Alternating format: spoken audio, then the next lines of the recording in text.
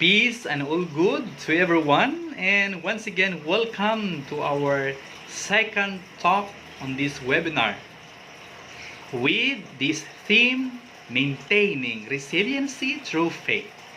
In the first talk, I mentioned already the four elements necessary for a successful webinar and also the three objectives of my talk. Then in the last part, I underlined the three prescriptions in millennial terms on how to achieve our theme. Now, this moment, let us start with the first. The first prescription to obtain our theme is unloading. Our professor before in psychology taught us that every person on earth had carried baggages, is carrying baggages, and will be carrying more. These baggages could be coming from his fellow men or could be from any external realities like accident, natural calamities, or pandemic, or worse, coming from his very self. These baggages will cause us to walk slowly, to stop, to surrender, or even worse, to give up life because of its heavy and seems unbearable weight. These baggages are not inherently bad from themselves, but if we do not know how to handle them, they will control us and eventually kill us on the process. That is why it is better to let them go, discard them, or get rid of them while we have the chance, so that we will have enough space for other most important realities in our life. And this process we call number one prescription that I mentioned, unloading. To go deeper, we will try to learn that unloading means to lessen the load or to take away the load. A car which is overloaded has the difficulty to move. It is very difficult to control.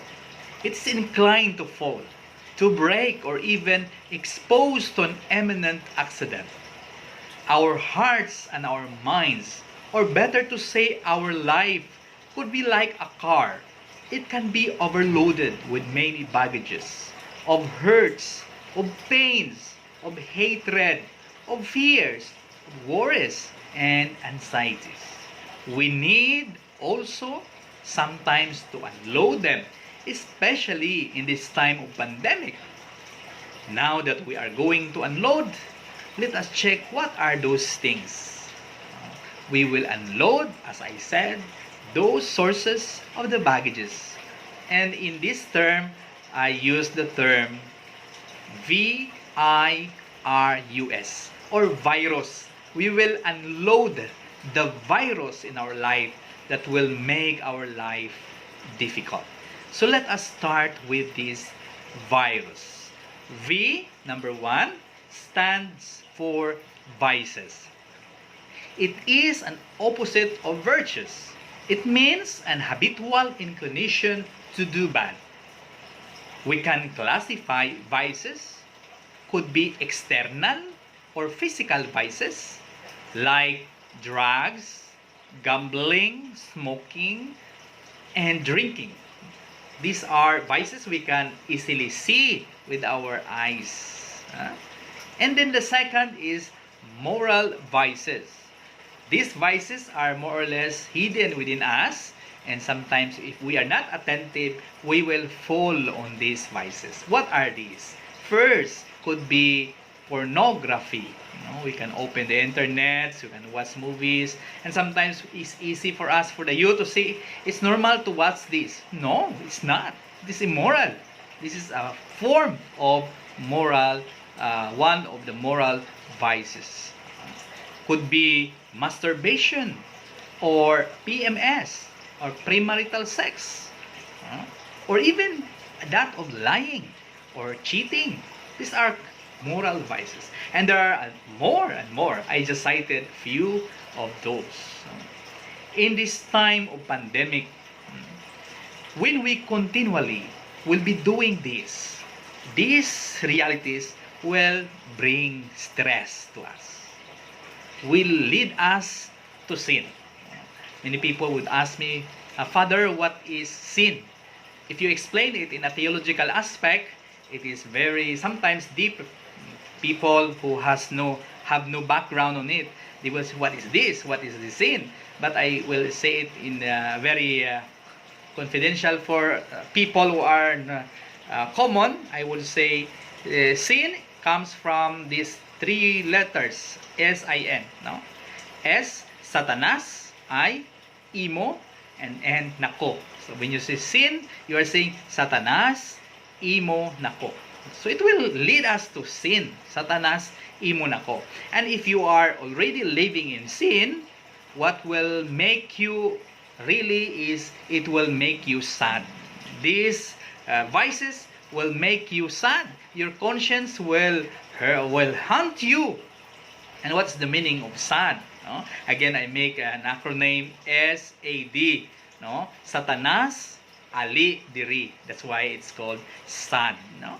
And if you are Satanas, imunako, if you are sinful, if you are sad, Satanas, Ali, Diri, it will make us also bad.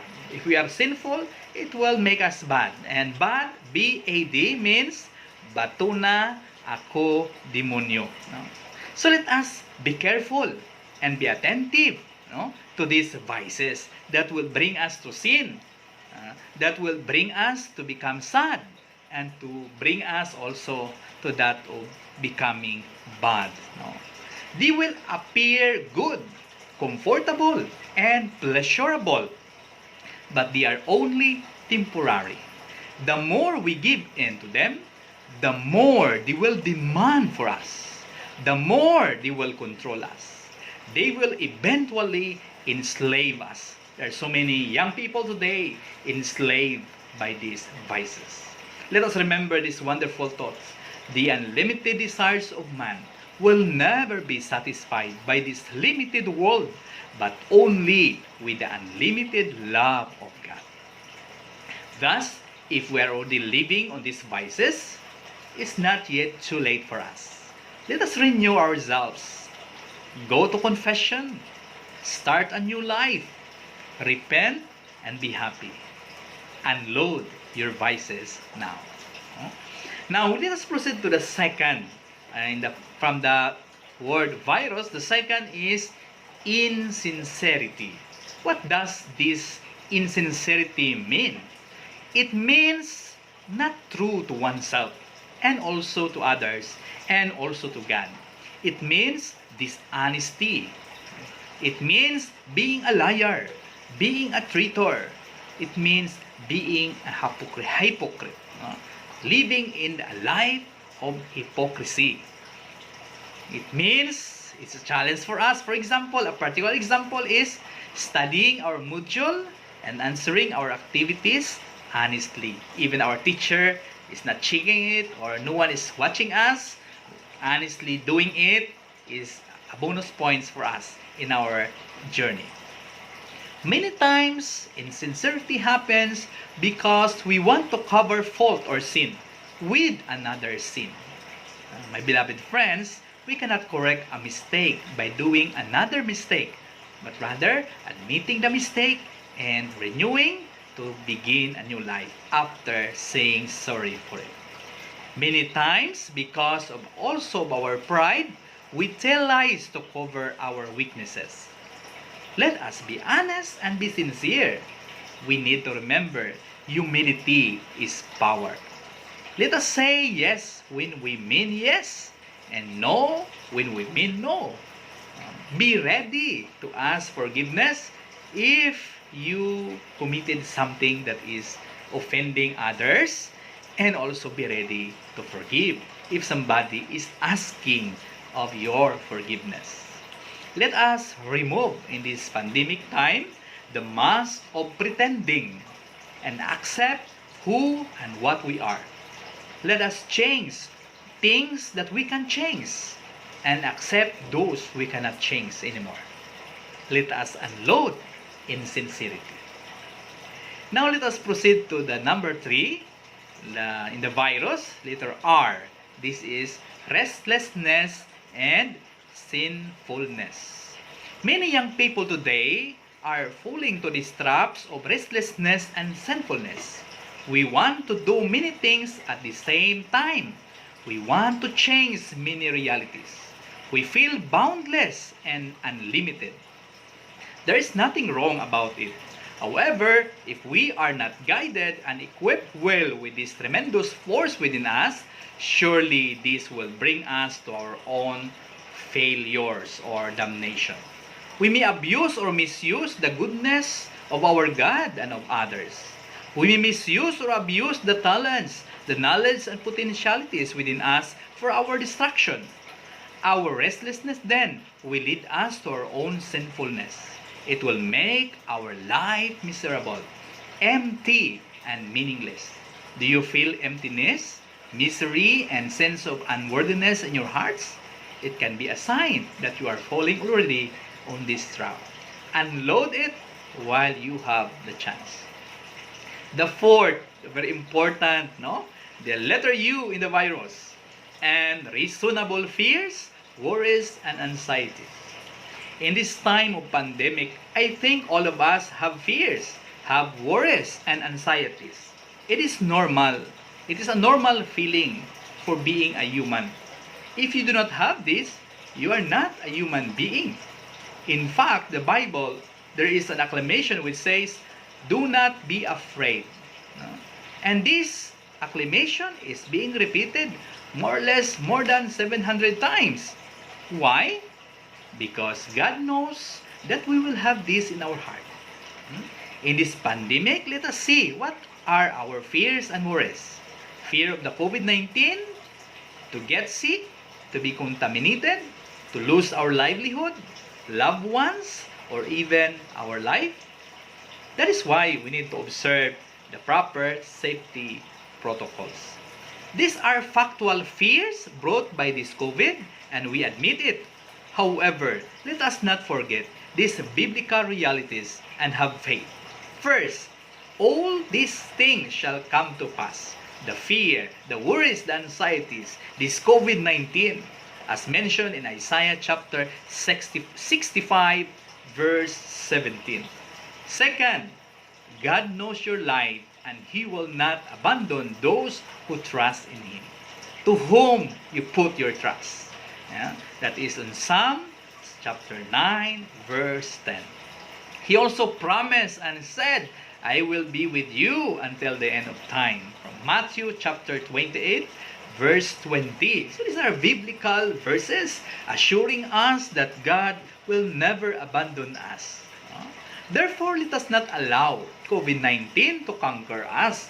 Let us continue our life, maintaining our resiliency through our faith in God. He who stops is a loser. Discouragement is the tail of the demon. Giving up is the sweet hug of Satan. These are common basic principles that I learned during my years in studies. Thus, let us pick up our mat and walk like the paralytic man mentioned in the Bible. In this stream of new normal, let us face this trying moment with faith and determination in all the aspects of our life, including especially our search of knowledge and wisdom in education. Pangit lang ang sumusuko. We know it all. The new normal had brought our educational system to a virtual reality. No one wants it. I never think of it. But now, we are facing it. The online and the modular ways to learn cause us much stress. I know, no?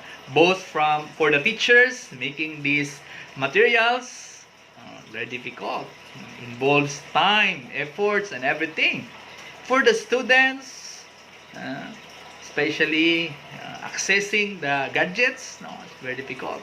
For the parents, providing financial support to buy load and that for our internets, and also for our policy makers due to these technical, intellectual, and above all, financial difficulties. We know that these ordeals, and we both experience them, but we know that it will not last long. Yet, knowing all these difficulties, we cannot run away or just leave or ignore it. We must believe in God. Our life must continue and our journey must go on. I am sure that besides of these many negative realities, one day good fruits will also spring forth from this experience. Alone, it is impossible. But with God and with others, everything is possible and can be done. And the fifth in the word virus is letter S, self-isolation. It is the most painful infliction we can do to ourselves. It will lead us to depression, loneliness, and low self-esteem. Many young people even recourse to suicide due to this self-isolation. Thus, if we are lonely and sad, do not stay in your room or hide yourself. Go, be fruitful, and collaborate with others. Individualism in this time of pandemia must be eliminated, and selflessness must be inculcated. We cannot solve this pandemic alone, nor others can do it for us. We need to do it all together. As they say, united we stand, divided we fall. There is no poor who cannot give, and there is no rich who does not need. My beloved friends, let us unload the self-isolation and selfishness. At here I end my second talk, and we pray and ask the Lord to help us unload the virus that's attacking us every day in this pandemic. God bless.